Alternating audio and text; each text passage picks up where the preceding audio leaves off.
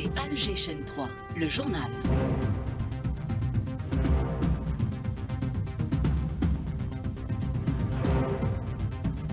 Bonjour Faziel 15. Bonjour Soraya, double anniversaire de l'offensive du Nord constantinois et du congrès de la Soumam. Le président de la République rend hommage aux héros de la libération et réaffirme l'attachement du pays à sa mémoire et à son avenir. Le général d'armée, chef d'état-major de l'ANP, insiste sur l'unité nationale, la mémoire collective et la nécessité de préserver l'indépendance du pays face aux défis actuels.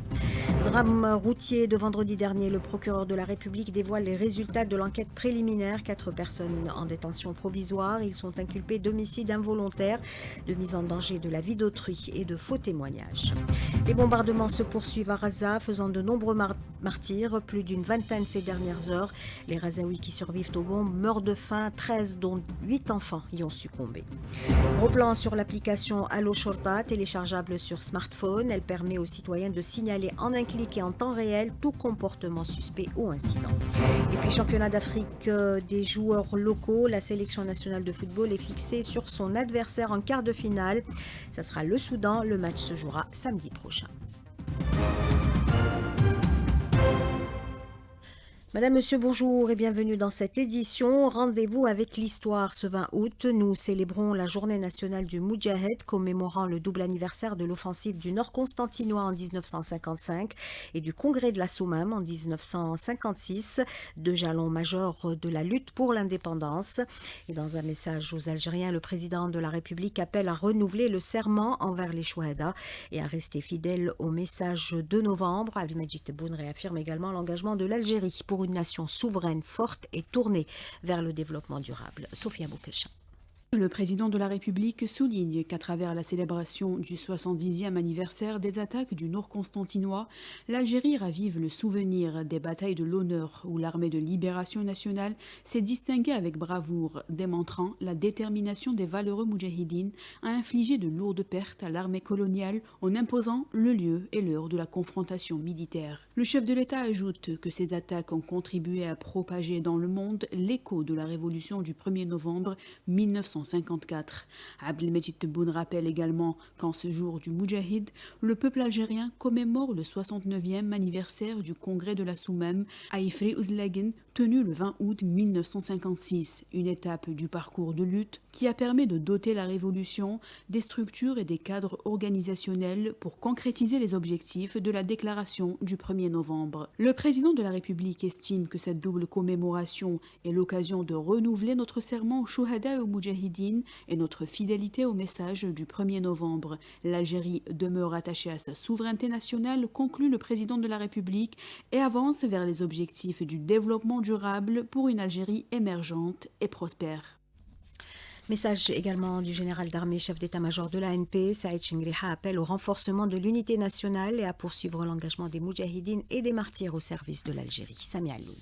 Le général d'armée affirme que cette journée est aussi l'occasion de renouveler l'engagement à préserver leur legs, à s'inspirer de leurs valeurs patriotiques, à renforcer l'unité nationale et à sauvegarder la mémoire collective, source de force face aux défis présents et futurs. Il rappelle également au personnel de l'armée nationale populaire leur devoir de sacrifice et la nécessité de déployer tous les efforts pour préserver l'indépendance et l'unité du pays. Il a insisté sur l'importance de développer en permanence les performances de l'ANP pour garantir la sécurité du peuple et accompagner le pays sur la voie de la réussite économique, sociale et civilisationnelle dans un contexte géopolitique mondial instable. Le général d'armée Saïd Chingriha conclut en appelant les fils de l'armée nationale populaire, dignes héritiers des hommes et femmes libres de l'Algérie, à être fiers des exploits de leurs ancêtres et à s'inspirer de leur parcours. Il souligne que l'Algérie a aujourd'hui plus que jamais besoin de tous ses enfants fidèles pour poursuivre la construction d'une Algérie forte, fière et victorieuse, attachée à son histoire et résolument tournée vers le progrès et la prospérité. Et le président du Conseil de la Nation, Azouz Nasri, a rendu un hommage à l'ingéniosité et au sacrifice des martyrs et moudjahidines pour la patrie. Le président de l'APN, Brahim Bourali, a affirmé quant à lui que l'épopée du 20 août n'est pas seulement un souvenir historique, mais un héritage national qui inspire les générations montantes à poursuivre l'édification des institutions de l'État. L'offensive du Nord constantinois a donc marqué un tournant décisif dans la lutte contre la colonisation française, révélant au monde entier la détermination du peuple algérien à arracher son indépendance, quel qu'en soit le prix. Et aujourd'hui encore, le souvenir de la violente répression de l'armée coloniale reste vivace dans les mémoires. Maëlkens. Le souvenir des terribles représailles qui s'en suivirent est toujours narré avec émotion par les témoins de cette sanglante page de notre histoire. C'est notamment le cas du Moudjahid Ahmed Hafsi.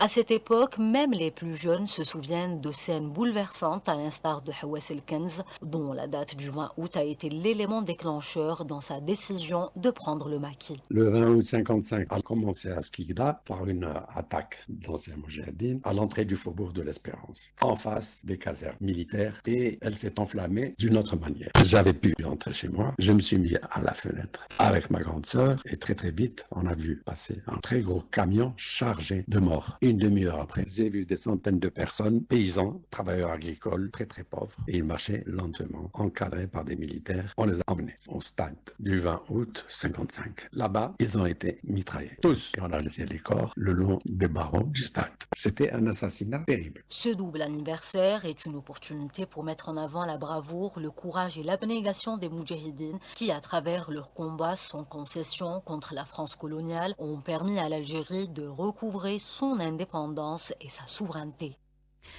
Et le congrès de la Soumam, tenu le 20 août 1956 à Ifreouzelagen dans la wilaya de Béjaïa, a posé les bases d'une organisation politique et militaire structurée.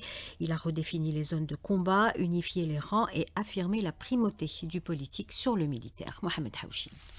Le Shahid Ibn Ramdan et ses compagnons avaient décidé d'unifier les rangs nationalistes pour intensifier la lutte contre l'occupant français, tout en appelant toutes les associations politiques de l'époque à rejoindre en force les rangs du FLN, comme nous le confirme Siwali Ait Ahmed, ancien secrétaire au PC du Shahid colonel Ameroche et chercheur bien connu dans l'histoire fabuleuse de la révolution de novembre 54. Abban était sorti de prison en janvier, voyant la situation qui prévalait, il fallait absolument réunir le plus grand nombre possible de patriotes pour unifier les rangs. C'est pour cela qu'il a créé d'abord l'UJMA, les étudiants algériens, ensuite l'OGCA, les commerçants algériens, qui avait déjoué le boycott prôné par le MNA. Enfin, c'était l'UJTA. Parallèlement, il a contacté les responsables des autres formations politiques, à savoir l'UDMA, les ULEMA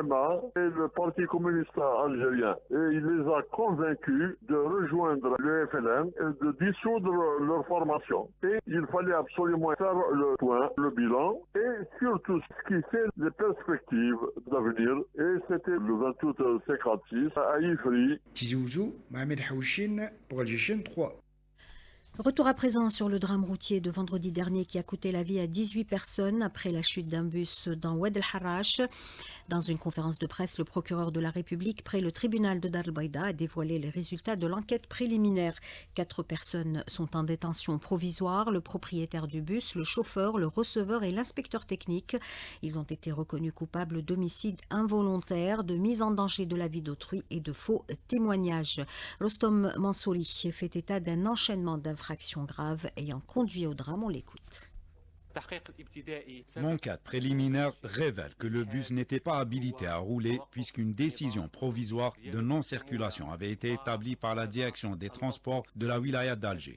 La cause directe de l'accident est le blocage du système de direction du véhicule. En plus de la surcharge, 45 personnes étaient à bord du bus, ce qui a entraîné la perte totale du contrôle du véhicule. Le système de direction avait d'autres défaillances, telles que la fuite d'huile au niveau de la boîte à vitesse. vitesse. Parmi les autres causes, la faiblesse du système de freinage et la défaillance totale du frein à main. L'enquête a également révélé que le PV du contrôle technique établi par un des agents du centre ne signalait aucune observation, alors que l'expertise technique démontre l'existence de nombreux défauts et problèmes mécaniques. Bonne nouvelle pour les souscripteurs au programme ADL3 et dont les dossiers ont été rejetés. Le délai de dépôt des recours est prolongé. Une nouvelle date limite est fixée au 6 septembre prochain.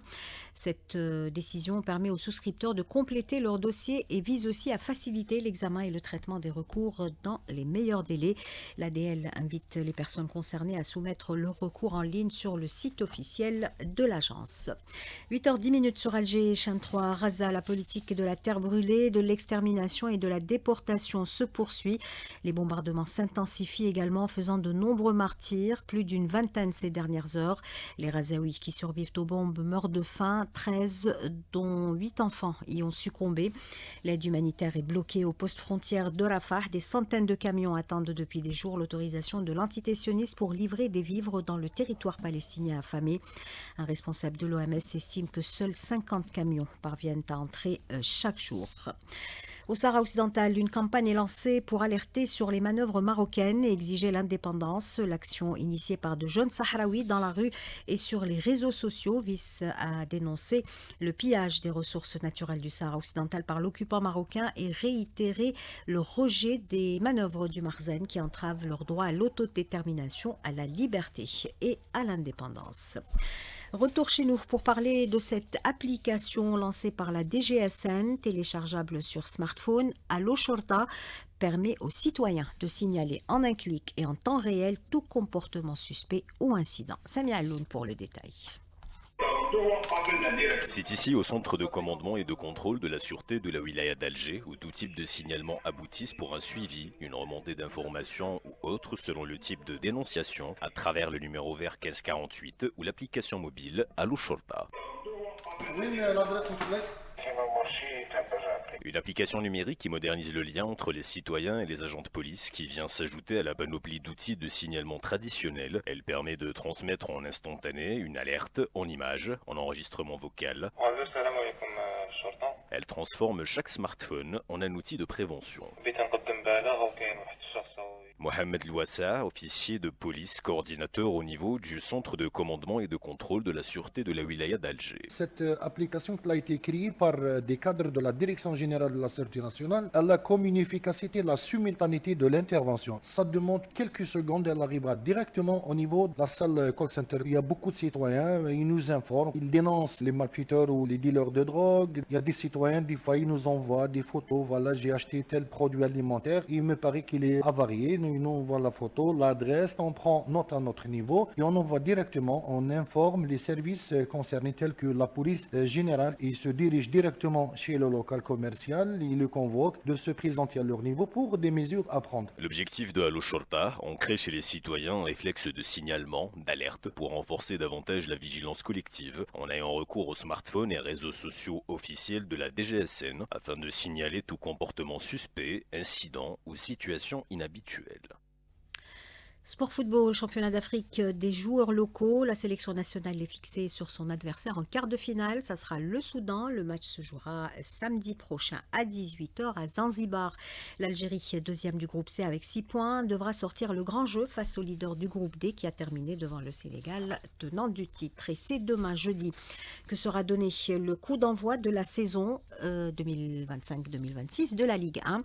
16 clubs engagés, dont 2 promus, le Mberoui 7 et le S Ben Aknoun. Les ambitions sont variées, succéder au MC Alger, double champion en titre, décrocher une place continentale ou tout simplement assurer le maintien. Direction Oran, où la deuxième partie du Festival du Rail a démarré en beauté hier. Une première soirée qui a conquis un public venu nombreux vibrer aux rythmes emblématiques de la région, nous dit Mohamed Hamza Belmadani. Une soirée qui a tenu toutes ses promesses. Les spectateurs venus en grand nombre ont chanté et dansé, retrouvant cette atmosphère festive qui a fait la renommée d'El Bahia. Un hommage émouvant a été rendu à l'ancien commissaire du festival, le regretté Mohamed Bousmaha. Côté artistique, la soirée a été marquée par des prestations réussies, notamment celle de la troupe El Bastra et la rappeuse Oueria Parazar, venue spécialement du Canada. Nous un peu de, moi beaucoup de, nous trop peu de, toi ma power. C'était incroyable, franchement, le public كان شباب, كان مد l'ambiance, ça fait plaisir de voir que le public il grandit tranquillement, c'était vraiment très très bien. Le public a également réservé un accueil triomphal à Cheb Nasrou qui a retrouvé la scène oranaise en interprétant ses chansons phares ayant marqué l'histoire du rail. C'est un grand plaisir d'être au festival du rail, plus que 28 ans ما حضرتش معاهم. Je suis content d'être ici. جمهور وهران دايما رائع. El Bahia confirme son statut de capitale incontestée du rail et ce festival s'affirme comme un rendez-vous incontournable pour célébrer une musique populaire profondément enracinée dans l'identité culturelle nationale. Doron Mohamed Hamza Belmadani, Alger, Chaîne 3.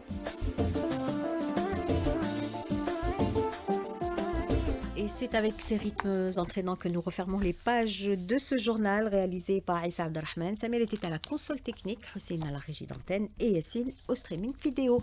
Tout de suite, c'est Soraya Zantar pour la météo du jour.